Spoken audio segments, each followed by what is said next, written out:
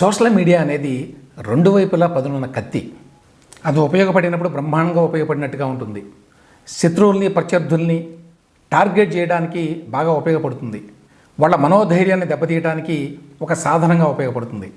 కానీ అదే కత్తి కొన్నిసార్లు మనకే గుచ్చుకోవచ్చు. అదే జరిగింది ఇప్పుడు తెలంగాణలో కాంగ్రెస్ పార్టీకి. తెలంగాణ కాంగ్రెస్ వాళ్ళ ఎక్స్ ఖాతాలో ఒక పోల్ పెట్టింది. తెలంగాణ రాష్ట్రంలో ప్రజలు ఎలాంటి పాలన కోరుకుంటున్నారు అని. వాళ్ళు ఇచ్చిన ఆప్షన్స్ రెండు: ఫామ్ హౌస్ పాలన, ప్రజల వద్దకు పాలన. ఫస్ట్ పాయింట్ ఏమిటంటే, ఇటువంటి పోల్స్ ఇచ్చినప్పుడు రెండు విషయాలు గుర్తుంచుకోవాలి. ఒకటి, మీరు ఎప్పుడైతే ఫామ్ హౌస్ పాలన అన్నారో అది క్రిటికల్గా ఉంది, అది లోడెడ్ అన్నమాట. అంటే ముందే ప్రెజుడిషియల్గా ఉంది ఆ పదమే. కేసీఆర్ పాలన, రేవంత్ రెడ్డి పాలన అని అడిగితే ఓ పద్ధతిగా ఉంటుంది. అట్లా కాదు అడిగింది. ఫామ్ హౌస్ పాలన, ప్రజల వద్దకు పాలన. ఆ మాటల్లోనే ఆన్సర్ ఉంది. వేరే వాళ్ళు థర్డ్ పర్సన్ ఎవ్వరూ కూడా సమాధానం చెప్పాల్సిన పని లేదు ఏ పాలన బాగుంది అంటానికి. Based on the tweet it self, ఆ ట్వీట్ వెనక ఉన్నటువంటి ఉద్దేశాలను పక్కన పెడితే ఫామ్ హౌస్ పాలన కావాలా, ప్రజల వద్దకు పాలన కావాలా అంటే ఎవరైనా సహజంగా ప్రజల వద్దకు పాలన కావాలి అంటారు.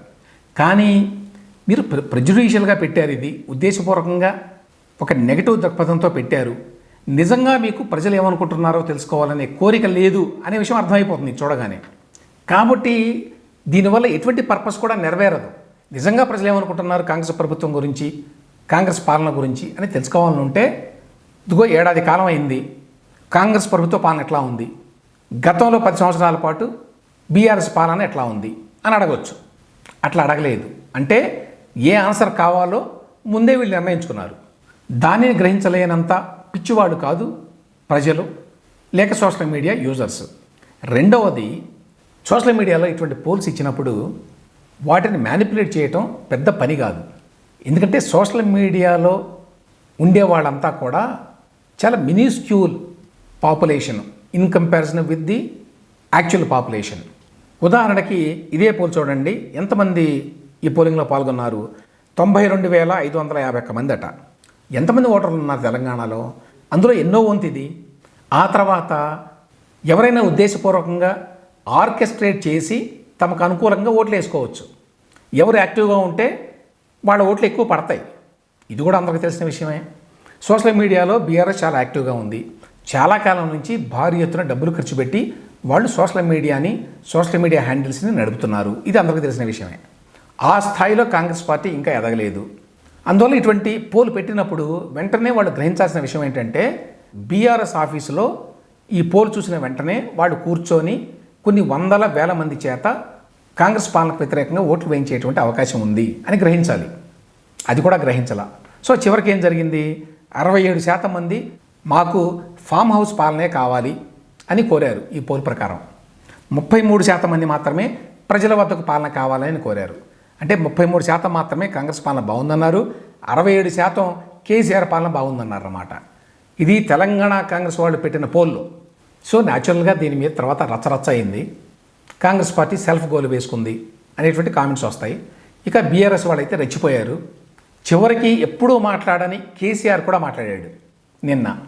బహుశా ఇది చూసి వాపుని బలుపు అనుకున్నట్టున్నాడు ఆయన కూడా. ఇక చూడండి నా సత్తా నేను చూపిస్తా, దెబ్బ కొడితే మామూలుగా ఉండదు ఈ కేసీఆర్ అని మాట్లాడాడు. ఆ కొత్త ఉత్సాహం రావడానికి బహుశా ఈ పోల్ తోడ్పడినట్టుగా ఉంది. ఇక కాంగ్రెస్ వాళ్ళేమో ఇది బాట్లను పెట్టి బీఆర్ఎస్ వాళ్ళు చేసిన పని, రిజల్ట్స్ని మ్యానిపులేట్ చేశారు వాళ్ళు, కాబట్టి ఇవి అసలు రిజల్ట్స్ కాదు, ఇది నమ్మాల్సిన అవసరం లేదు అని చెప్పి తాము పెట్టిన పోల్ గురించి తామే మాట్లాడాల్సి వచ్చింది.